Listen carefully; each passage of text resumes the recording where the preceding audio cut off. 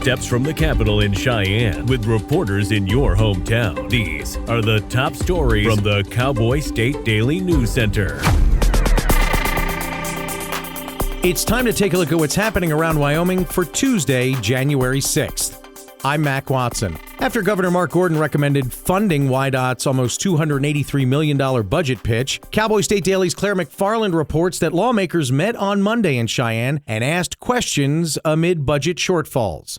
They're anticipating somewhere between $400,000 and $600,000 shortfalls in coming budgets, and they're asking for like $282 million for the upcoming biennium, which is about a $30 million increase from their most recent biennial budget. And Governor Gordon backs it. He supports this request. The Wyoming Legislative Joint Appropriations Committee, which is the tip of the spear in crafting the budget, didn't subject WYDOT to some of the just gouging questions that certain other agencies endured.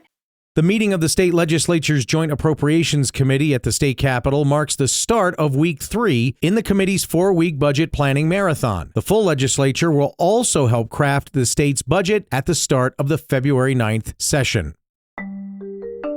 President Trump's move to rebuild Venezuela's oil industry after Nicolas Maduro's capture could put downward pressure on prices, squeezing Wyoming oil producers already operating on thin margins. Cowboy State Daily's David Madison spoke to industry leaders, and they're saying many questions remain unanswered. Oil, the new Argentinian beef, in that here you have a president promoting a product from another country that could conceivably compete with oil drilled right here in Wyoming. Well, the answer is not quite as clear-cut as it was with beef. The oil markets are more complicated. It's a different kind of crude oil coming out of Venezuela. In talking to experts, a couple things came to light. One, is Venezuela's oil going to hit the market? Probably at some point, but it could take years, maybe 10 years, and maybe $100 billion in investment to get them up and running again at full capacity. In October, Wyoming ranchers joined a national outcry when President Trump proposed importing more beef from Argentina to lower grocery store prices. And now, 3 months later, Wyoming's oil industry wonders if it's facing a similar threat. A 75-year-old man died Sunday when his Chevy Cruze plunged off Wyoming Route 310 into Wheatland Reservoir No. 1 after going airborne for 90 feet. Cowboy State Daily's Scott Schwebke reports that divers recovered the victim after 2 hours. According to the Highway Patrol, a 75-year-old driver is driving a Chevy Cruze at a high rate of speed. For some reason, went off the highway. His car went airborne for about 90 feet. It struck the shore, then it went into the water at Reservoir 1. And a fisherman who happened to be nearby heard it and just walked over and saw the car slipping under the water. The Sheriff's Department responded. They got divers on the scene. And, it wasn't visible at first where the car was, but they used kind of sonar tracking, which, you use for fish and large objects in the water. They were able to locate it. It took about a couple hours, and they were able to hoist it up, and inside they found the victim. The Wyoming Highway Patrol tells Cowboy State Daily that the man was the only occupant in the vehicle, and the cause of the crash is still under investigation. Espy's restaurant in Cheyenne is famous for its green chili, breakfast burritos, and irreverent roadside messages. Cowboy State Daily's Greg Johnson reports that on Monday, people were stopping by to take photos of its latest message that read, quote, "I am so broke, moving to Minnesota and opening a daycare." It's a family joint, mom and pop. They don't take things too seriously. He said, you know what? In Wyoming, people take things with a grain of salt. They don't fly off the handle at every single thing. They're fine if something's a little bit politically incorrect. And it's okay to, he says, it's okay to poke fun at stuff. And his customers agree. Sometimes it does bring people in, he says, people who have said that they stop out of curiosity to find out what's behind the comment on the sign. Espy's owner, Todd Espinoza, said the humorous take on the scandal isn't a political statement, and so far, he hasn't gotten any complaints. I'll be back with more news from Cowboy State Daily right after this. The weather's turning oh so frightful this time of year, but those excavation projects, they will persevere. I'm Jan Warren for One Call of Wyoming, here to remind you that no matter how big or how small your digging project is, contacting 811 2 full business days before you begin is required by state law. So stay safe unwrapping presents, not utility lines. From all of us at One Call of Wyoming, happy holidays.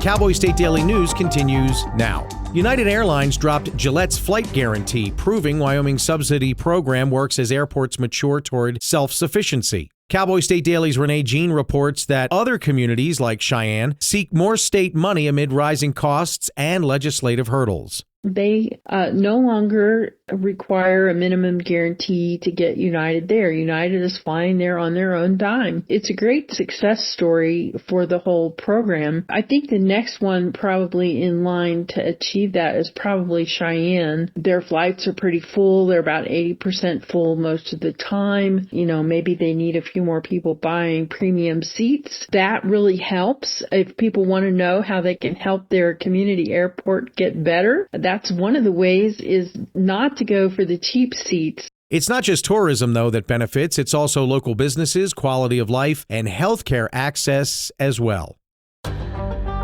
Wyoming has had 97 snowplows hit by vehicles over the past 5 winters, including 15 just last winter. Cowboy State Daily's Claire McFarland reports that Wyoming Department of Transportation officials on Monday said that being a plow driver can be dangerous.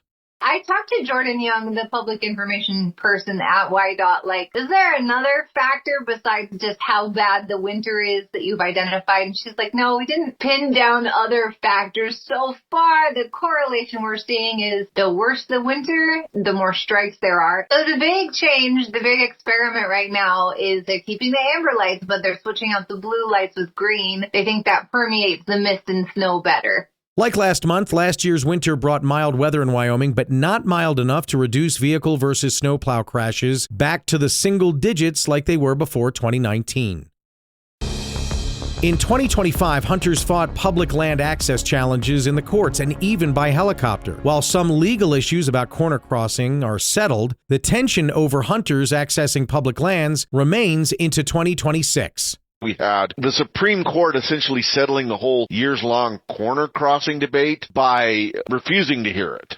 In other words, whenever a case comes before the Supreme Court, they have to decide whether they're even going to hear it. And they decided, no, we're not going to hear it. All the lower courts had decided in favor of the hunters and against the landowner. That essentially settles it. That settles the matter that corner crossing is legal in Wyoming. Now, a lot of what people call landlocked public land, which is land that's behind or adjacent to or surrounded by private land, a lot of that can't be accessed by corner crossing because of the manner in which it's surrounded.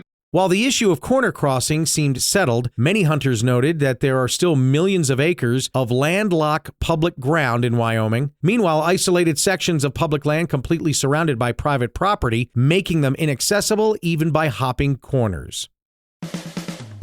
A bronze sculpture of Lazy Days of a rabbit in downtown Cheyenne became the latest to be hit and damaged during a Sunday multi-car crash. Cowboy State Daily's Andrew Rossi reports that this is the third time a driver has taken out one of Cheyenne's 100 bronze sculptures. 2 vehicles collided into each other, and one careened and hit this one with enough force to knock over the stone pedestal and batter the bronze bunny that was lying on top of it. No one who's involved is deterred by these accidents, as Harvey DeSalms put it. Until they installed bronzes in Cheyenne, nobody was hitting bronzes in Cheyenne. So it's accidents. Accidents happen. The bronze sculptures have been unscathed or just very minorly damaged. So if you drive your vehicle into a bronze sculpture on a stone pedestal, that is not a fight you are going to win. Cheyenne art dealer Harvey DeSalms tells Cowboy State Daily that he had to send an awkward text to Mayor Patrick Collins on Sunday that read, "We're going to need the city to come rescue a bunny."